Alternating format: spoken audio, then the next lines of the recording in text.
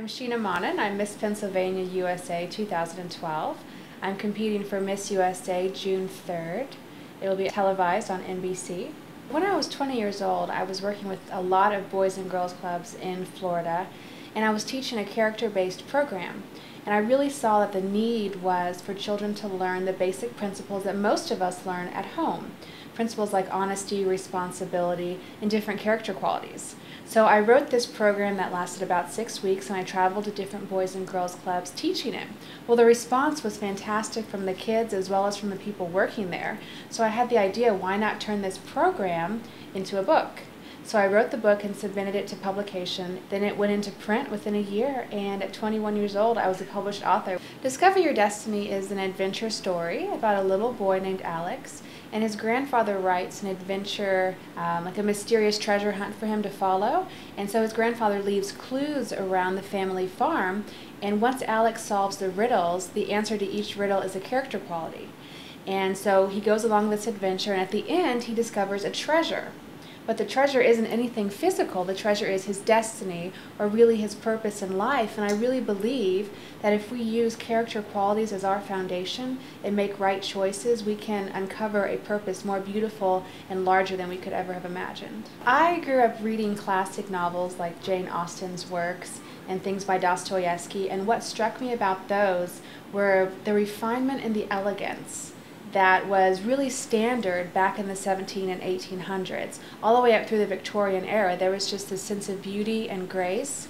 And I wanted to have that. And I knew that I could look around in my life and the lives of my friends, and we didn't have that. We didn't have that training or that understanding.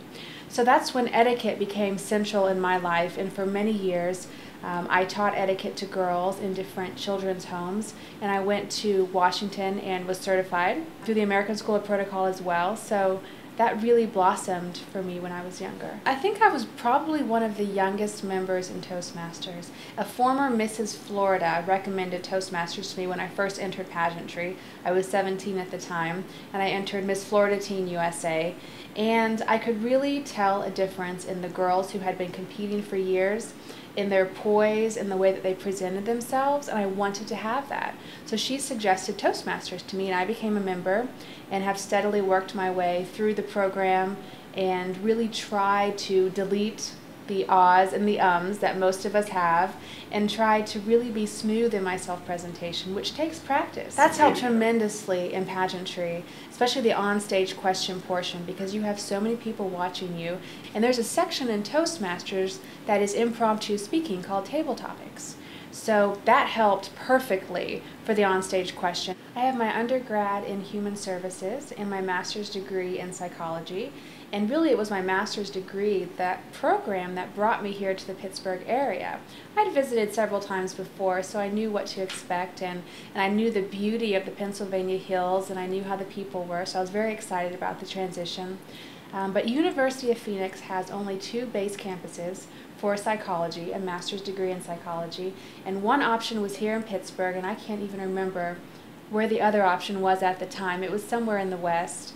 But since I was slightly familiar with Pittsburgh, I chose this area, and I'm really glad that I did. It's been a beautiful experience so far, and I now have finished the master's degree program, and I'm staying here in Pennsylvania because I love it so much. And I think I will take about a year off before I start my doctorate. I'd like to enter into theology for my doctorate degree. And my reasoning for that is because with psychology, you can really understand the intellectual or the mental processing of people. You can understand how the past affects the present, and you can understand how to help people change their behaviors. But I feel there's a really fundamental element that's missing. And in my counseling with young people especially, I've seen this. What if I have a Jewish child, a Catholic child, and a Protestant child? How can I reach them if I do not understand the differences in their religions?